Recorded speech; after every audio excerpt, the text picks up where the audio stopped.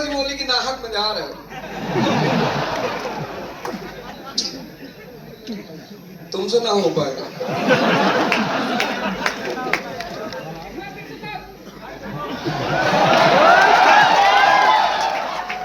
तो मैंने अपनी माता जी से कहा कि देखो भैया, आप हमारी माँ हो, और माँ को लड़के में हमेशा ये दिखाई पड़ता है कि हमारा लड़का तो बदमाश है। और विजेंद्र सर ने एक बात कही कि आप सारे लोग आईएएस इसलिए बनना चाहते हैं, बहुत सारे लोग, क्योंकि आप किसी ना किसी स्तर पर बेइज्जत हुए हैं, परेशान हुए हैं। तो मैं भी एक सामान्य घर में पैदा हुआ। मेरे पिताजी मेरे पोस्ट ऑफिस में थे, बाबू थे, और मैं जिस स्कूल में पढ़ता था, फातिमा इंटर कॉलेज में, वहां सब एरिस्टोक्रेसी के लड़के, डीएम, कलेक्टर, सांसद, मंत्री, विधायक। तो वहां एक बाहुबली का होना बहुत जरूरी था।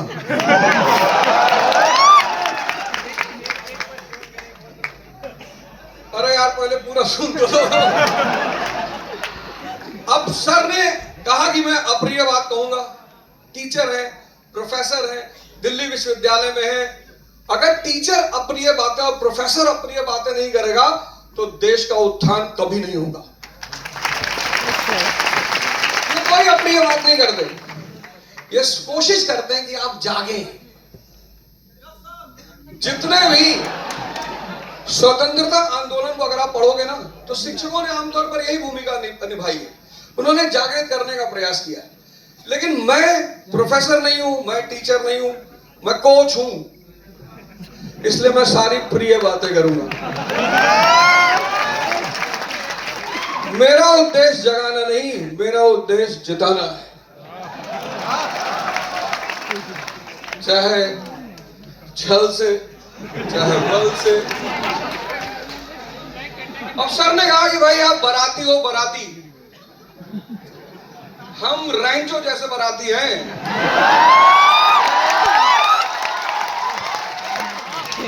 हम दुल्हन को मंडप से तब उठाएंगे जब वो शादी करने जाएंगे।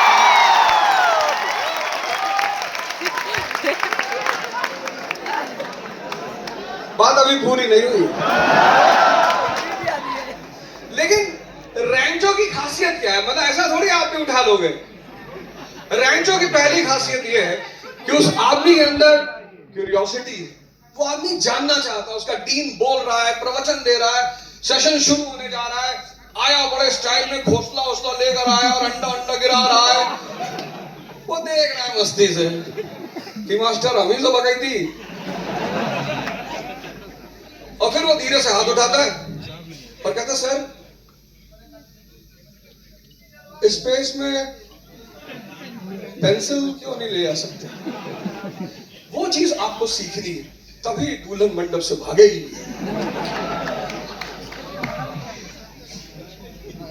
क्यूरियोसिटी इतनी बड़ी चीज है ना, ज्ञान की माँ, उसको मदर कहा गया। जैसे अब मैं एग्जांपल देता हूं। आप में से कितने सारे लोग हो जो पिछले 1-2 साल से तैयारी कर रहे हो?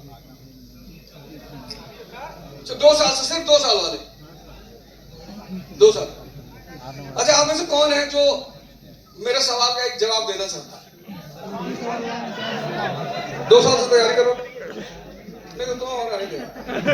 2 साल वाला कौन है? देखो, बेइज्जती से मत डरना, क्योंकि 3 लोगों की इज्जत नहीं होती। भिखारी, सन्यासी और स्टूडेंट। अगर तुमने इज्जत बचाई तो तुम गए। इधर कौन है जो 2 साल से तैयारी कर रहा है? चलो भाई, क्या नाम है? सुन लो, ये देख लो, 2 साल से तैयारी कर रहा हूं, 3 साल से, एक आधा अटेम्प्ट दिया। कर्जन की नीति का नाम बताओ जिससे उसने प्रयास किया कि स्टूडेंट राजनीति और नेशनल मूवमेंट में ना जा पाए। सुन लो, ये लाइव दिखा के जा रहा हूं, बाद में मत कहना 3 साल से तैयारी कर रहा हूं ना, मॉडर्न इंडिया तो पढ़ी ही होगी। कर्जन की वो कौन सी नीति है जिसके द्वारा वो कोशिश कर रहा है कि भारतीय जो छात्र हैं वो राष्ट्रीय आंदोलन का हिस्सा न बन पाए? हाँ? कौन सी नीति? मैकेनिक? रस्सी रस्सी मंगाओ, इनको लटकाएं, ये भिखमंगे कहेंगे।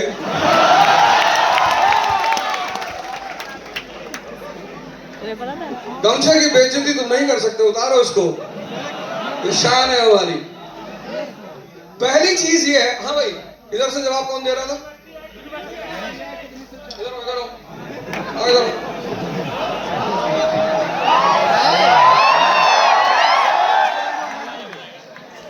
आओ, मारा कि नहीं आओ?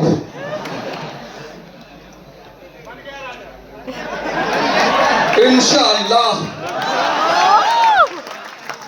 बताओ यूनिवर्सिटी एक्ट के सारे प्रावधान बताओ। सर उसमें एक प्रावधान ये था कि जो स्टूडेंट है कोई भी आंदोलन नहीं करेंगे, और अगर कुछ सर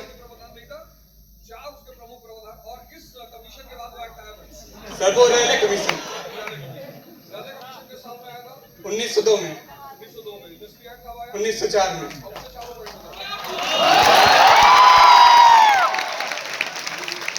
मुझे याद नहीं, लेकिन ये है कि अगर कोई भी दिला देता हूं।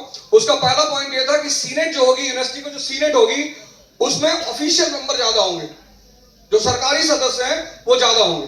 दूसरा उसका दूसरा पॉइंट ये था कि जितने भी एफिलिएटेड कॉलेज है यूनिवर्सिटी से, जितने भी, यही सबसे प्यारा कानून था जिसकी वजह से बाद में कैरेक्टर सर्टिफिकेट का प्रावधान शुरू हुआ। तो उसका दूसरा सबसे बड़ा पॉइंट यह था कि जितने भी एफिलिएटेड कॉलेजेस है, मान लो इलाहाबाद में कॉलेज है, प्रयागराज में सीएमपी, अब सीएमपी किससे एफिलिएटेड है? इलाहाबाद यूनिवर्सिटी से। अब सीएमपी डिग्री कॉलेज का अगर कोई भी स्टूडेंट राष्ट्रीय आंदोलन में पकड़ा गया तो कॉलेज की मान्यता रद्द कर दी जाएगी।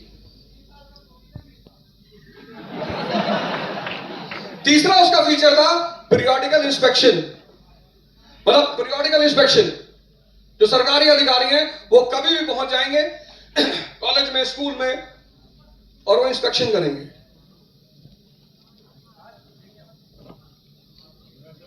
ज्यादा तो नहीं जीत पाए,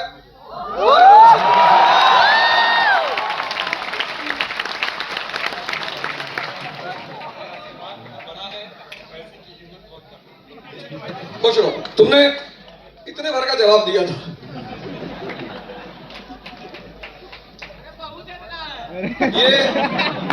ये जो कमी है ना, तो रैंचो मॉडल ये है